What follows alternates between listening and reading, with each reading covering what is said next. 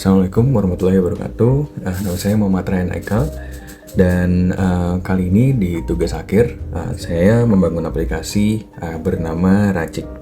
Jadi kenapa saya pilih Racik? Karena kita sering bingung mau masak apa dengan bahan yang ada di dapur. Nah, dengan Racik ini, aplikasi ini bisa ngebantu kita menentukan atau mencari resep-resep apa aja yang bisa kita masak dengan bahan yang kita punya, yang ada di dapur ataupun ada di kulkas.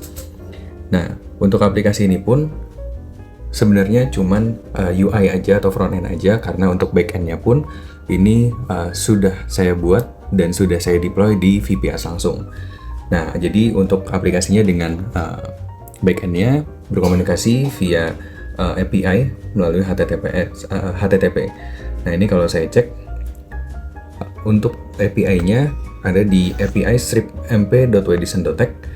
Jadi di sini kalau saya cek untuk API health-nya ini udah oke, Racik API, autornya Ryan Aikal atau saya sendiri. Seperti itu. Nah, lanjut ke aplikasi Raciknya. Jadi begitu dibuka, kalau kita tutup aplikasinya, nah ini ada welcome screen-nya. Dan ketika masuk, ini untuk daftar aplikasi atau daftar resepnya, daftar makanannya, totalnya ada 100 yang berasal dari server langsung, jadi nggak langsung di-download di aplikasinya. Nah, di sini kategorinya ada 5 kategori, yaitu ada sarapan, makan berat, cemilan, minuman, dan mancanegara. Nah, ini untuk daftar resepnya yang berasal langsung dari database-nya.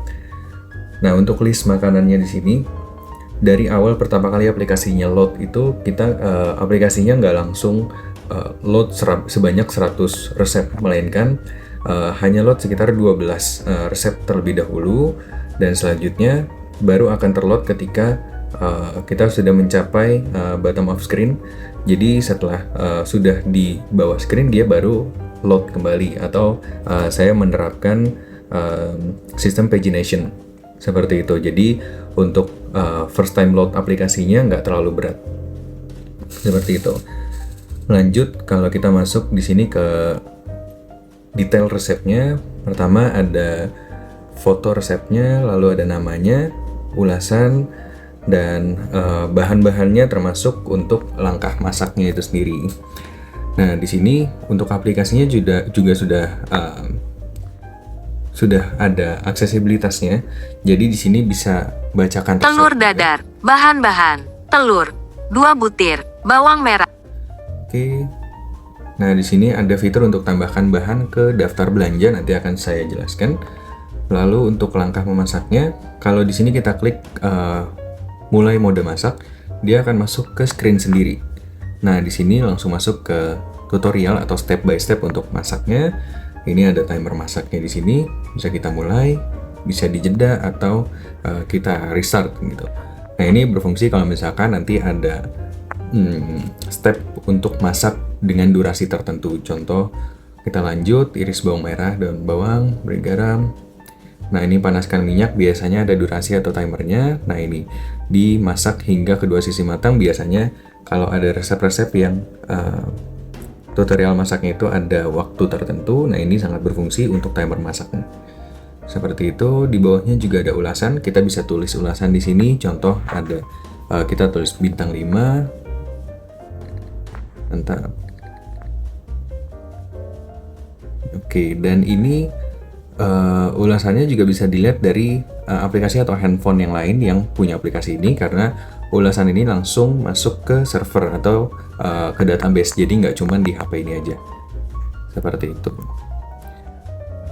Lanjut. Nah, untuk fitur utama dari aplikasi Racik ini adalah di bagian dapurku. Jadi cara kerjanya adalah di sini kita tinggal tambahin bahan-bahan apa aja yang kita punya di rumah. Contoh di sini ada ayam, baking powder, bakso, dan lain-lain. Misalkan ada bawang merah, bawang putih, bihun, brokoli. Coba saya tambahkan semua langsung ya. Oke. Di sini saya punya 10 stok bahan. Sebelum saya klik Racik resep atau saya cari resep yang paling sesuai, di sini setiap bahan juga kita bisa catat deskripsinya, contoh di sini ada bisa kita tambahkan bagian, tanggal kadaluarsa, rasa, dan lain-lain. Seperti itu. Dan ini kalau kita klik racik resep, aplikasi akan mengirim data ke server, lalu di server akan memproses bahan-bahan dan akan mengembalikan resep atau menu yang sekiranya cocok dengan bahan yang kita punya. Contoh, di sini ada bakso, kurang lebih 60% bahan yang kita punya itu cocok dengan resep bakso ini. Nah, di sini juga kelihatan kurang 2 bahan apa aja, yaitu sawi hijau dan daun bawang. Coba kita tinggal tambahkan di sini sawi hijau, daun bawang. Selesai, kita racik. Nah, di sini langsung 100% bisa dimasak. Jadi untuk menu-menu atau resep yang sekiranya 100% atau persentase paling tinggi itu adanya di paling atas supaya kita bisa menemukan resep-resep yang lebih yang paling mudah untuk bisa kita masak.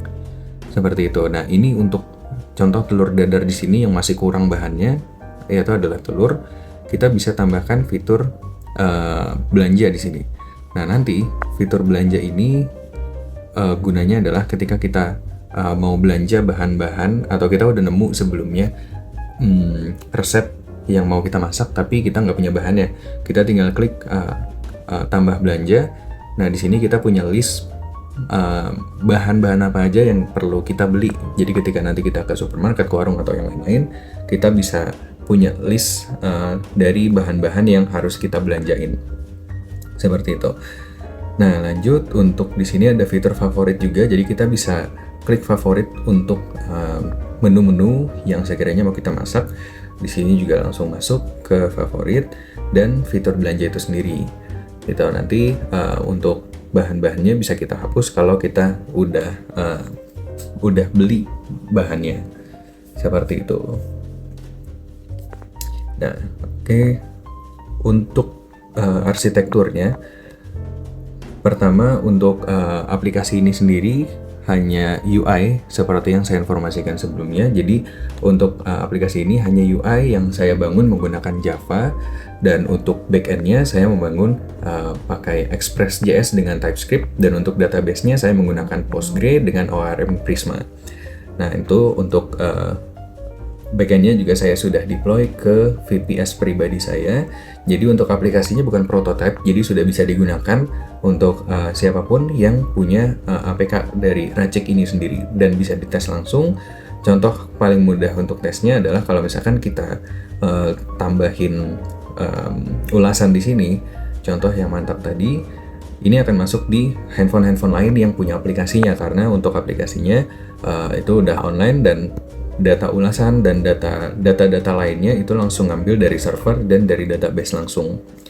Seperti itu. Dan untuk fitur accessibility-nya ini juga sudah lengkap. Jadi ada teks besar, lalu bisa buat membaca resep, dan kita juga bisa search resepnya di sini. Contoh kita mau cari nasi goreng. Ini ada nasi uduk, nasi kuning, dan lain-lain. Dan kita juga bisa search by suara. Nasi goreng. Nasi goreng. Nah, ini langsung muncul ada nasi goreng kampung, nasi goreng seafood. Seperti itu. Jadi untuk aplikasinya pun juga sudah bisa voice comment atau bisa talkback atau bisa bacakan resepnya juga. Seperti itu.